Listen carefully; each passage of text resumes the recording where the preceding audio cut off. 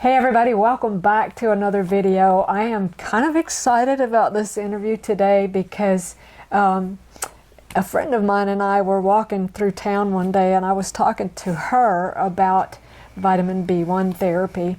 And as we were walking, I had always wanted to meet Julie. This is Julie Dimke with us today, but never really had the opportunity because she and her husband and brother-in-law and sister-in-law were always out in the field. They're farmers. And so I never really got a chance to meet you and talk to you. But as chance would have it, one day as my friend Cleta and I were walking, we ran into Julie. And Julie started talking about vitamin B1 that she was giving to her husband. And literally, I got goosebumps. I have goosebumps now just thinking about it because that's what my friend Cleta and I had just been talking about. And so when we met you that day, you were very excited. You're still very excited. You kind of exude excitement about this. Yes. So maybe first, Julie, just kind of give a little bit of background, tell who you are, and maybe just a little snippet about you and David. And then I have some questions about what led you to the vitamin B1 therapy. Okay. Well, we have farmed. I've farmed since we've been married. So, yeah, 83 we were married. So lots of years of farming. And David has farmed his whole life. And I'm the grain cart driver. He's the semi-driver. Yeah, we farmed with our family. And it's been an experience, and this year we finally retired, so we had time to do. Do farmers actually retire? Yeah, well, yeah, he really hasn't.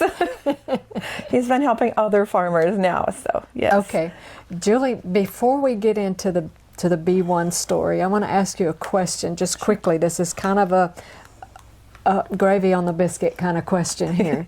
So, we were talking before we started the video, and you mentioned how harvesting, especially the soybeans, affected you. Can you just tell the people just a little bit about what happened to you with that? Well, I had been feeling like very tired, brain fog.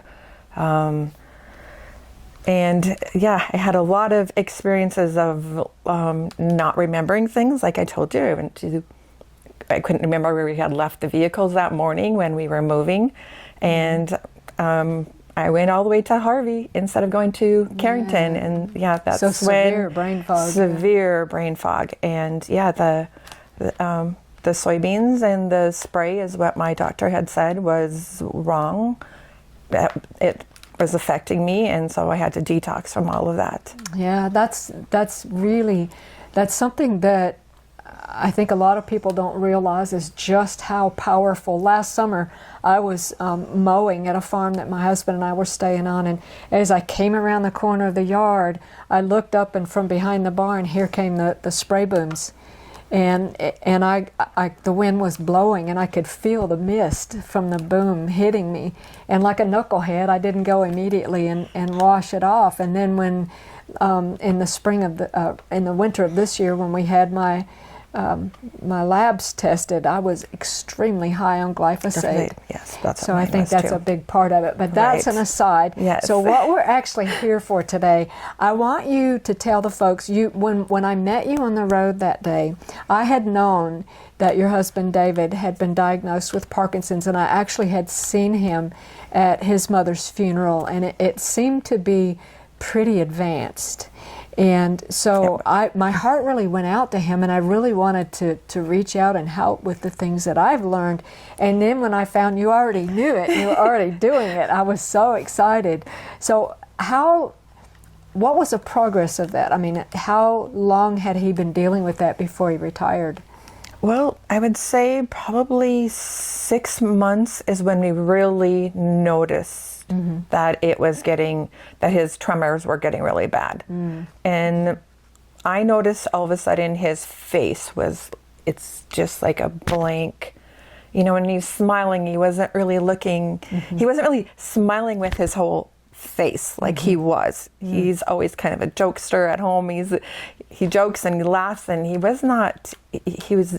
just wasn't doing that anymore. He was just very blank. But that's when I noticed the biggest even with the tremors, we thought, okay, it'd be a nerve because he had his shoulder surgery, which his doctor said Parkinson's starts bothering those arm, your muscles and your nerves, and he said that probably started it first, and then that's probably why his arm was the way it was. So, but he had surgery, and then we really noticed it. But we thought it was just part of the surgery. Okay. Now, another component of his health as well as yours that I want to bring in is you mentioned to me that an addition on your home you found had leaked, and you had some mold in there. So we're dealing with a mold issue there as well. And so that's one of the things that we have found is that mold has tremendous neurological impacts. So we have kind of a double whammy here with him, with the farming and the mold. And of course you're dealing with the same double whammy. Right. And you're also dealing with some health issues right now that you're really making some headway with. So how did you learn what we're talking about today? What Julie found out was about vitamin B1 therapy, or thiamine. And so she's going to tell a little bit about how you found that and what you've been doing and the result. That's the biggie right there. Well, I have Dr. Lehman and Carolyn Lehman to thank for that. They were the ones who, as soon as I tell her everything about our health. They're really great about helping to say, okay, try this vitamin or this supplement instead. And she said, we're just reading this book.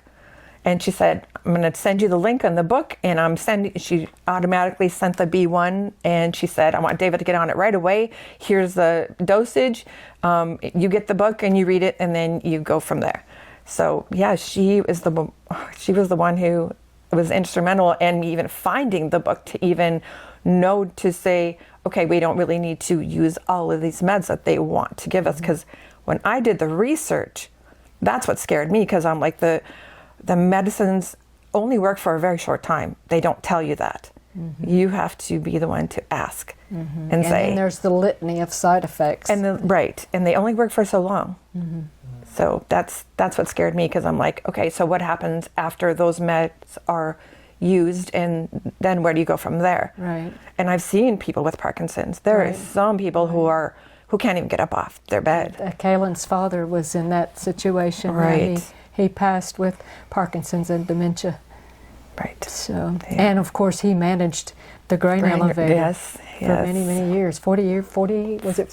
Yeah, 46 years. A lot of years. So he was always around that stuff. So anyway, so you started him on the vitamin B1 therapy, and what happened? Well, at first we found that, the neurology was I think it was February when he was diagnosed. And Carolyn had sent me that right away. She sent me the link, got the book. So it was his second doctor's appointment. And I told the doctor, I'm going to start him also on this B1. Okay, you can do that. He didn't say that I couldn't, but I said, well, there's been, a lot of studies. I'm reading this book, Parkinson's and the B1 therapy. And he said, oh, well, you can do it. And he wasn't, that was what he wasn't really giving me a positive thing or a negative thing. He just said, you can do it. Yeah, it's water soluble. You can't hurt yourself. Right. And so he gave David the Cinemet, which is carbidopa-levodopa is the other one. And he said, we're starting him on this, smaller dose.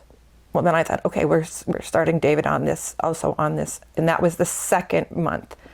On the second month, and then, which I had seen that sometimes it can take up to 6 months for the B1 to really absorb, get their bodies used to it, and to see that difference. And so the next month, because at the first 3 months is when he was going every month to make sure that the medicine that he was on was working. And he'd come and he'd say, okay, yep. He'd make David walk. He would do the pull test. He would do like I said, he'd always make him walk and see if he was, shuffling.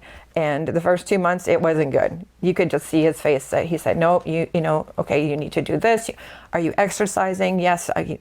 Just working on the form. He was happy to tell him to make sure that he was always getting the exercise. And then it was like the 6th month when he came back, and he just said, "Wow, David, I'm really noticing. I don't think that you need to, we were going to up this medicine and add this medicine, but I don't think we need to." And we're like, no, because harvest is starting, so we really can't. We don't want to see the effect that we saw right away from the Cinemet. And so we went through harvest, and I could tell all of a sudden, I could see that his smile. But first, I would say about his mom's funeral. At his mom's funeral, he was not happy with any of those pictures, and the pictures up to that. And if he would see a picture of himself, he said, "That doesn't even look like me." It didn't, because he was not smiling. We'd always say, "David, you got to smile. You got to smile." And he looks back at those pictures, and he does not like them. He does not like them at all. That's even the family pictures. He was not. No, it wasn't him, and he just wasn't smiling. Like I said, David's whole face would light up when he smiled, and this was not happening at all. I noticed it after his mom's funeral. It was like in December when he went to his next doctor's appointment, and his doctor was like amazed. "This is the best that I have seen you since you started in, like I said, in February."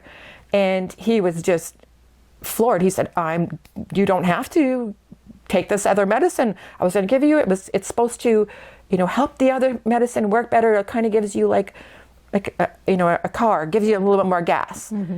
And he's like, I'm surprised.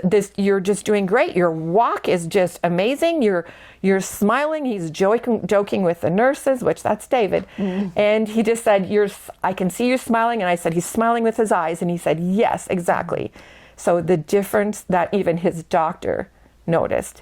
But I told him it was the B1. He just kind of smiled and shook his head. We tried to get David to be here, but he's playing bashful. So. Yeah, he's very bashful, yeah. If you'd catch him on the street, he'll talk up a storm, but not behind the camera.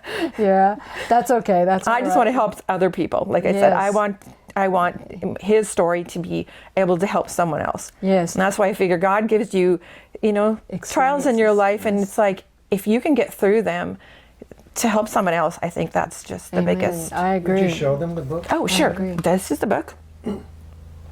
It's amazing. Yeah. Yes. Let me zoom in on that a little so they can. Okay.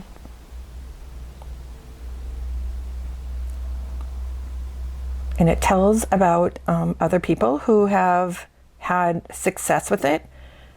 They said, this doctor says that, and this is also the subliminal one that they recommend. They said it's the only one that works. There's shots that you can take, but this is the one. This is the one that they use for the Parkinson. Yes, this is the one that they use, and it's said this is the only one that works. That's what they recommended in the book. Okay. Yes. Okay. So in the book, another thing that you and I talked about, I think, the first time you came to our health class here. I had asked you if you made any other changes, like dietary changes or anything, and you said you had actually gotten him down to 1 pop a day. Yes, that's so. And for a farmer, that's yeah. He's been great about drinking water, but it was always I would always stick at least 2 to 3 cans in there, because we're in there from sometimes 9-10 in the morning until late. Sometimes it was 1 in the morning. Yeah, just depends on what the weather is like and what the weather's going to be like. If you've never been in a farming community at harvest time, it's like taking a stick and stirring up an ant bed. Yeah. There's trucks and people running everywhere trying to get the harvest done. Yes. So. Yep. Anyway, so how is David now? Where would you say, if you had to put a percentage on it from February to today, how much better do you think David is? Oh my gosh, I would say 90. Between 90 and 95. Huge. Oh, it that's was huge. The difference even our kids noticed. Yeah. And other people, and they're just, And so he feels better. Yes. He's got more energy. Well, he's got, there's times when he's tired, but that comes with age also. Exactly. So it's hard to tell. So I do watch, because they say be very careful, and then sometimes you can.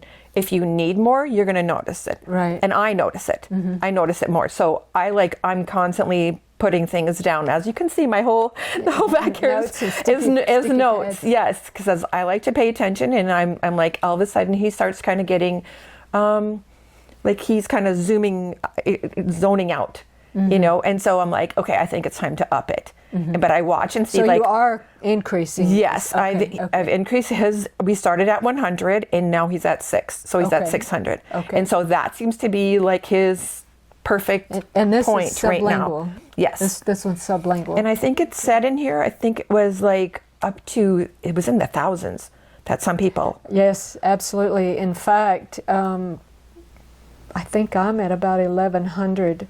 And I kid you not, it's like somebody flipped on the light switch in my brain. For years, it's like I would sit down to study the Word, and it was like I would read a scripture, and it was like, Forget it. I forget it, you know, and that was so frustrating. That is. And trying to do research like that on health stuff was very frustrating. And so, but now I really sincerely feel as though the brain is functioning again. And that's with Gary Yes. Treft. You know, you've seen the difference in Wow. him. Just, you know, he's been on the thiamine for maybe a month.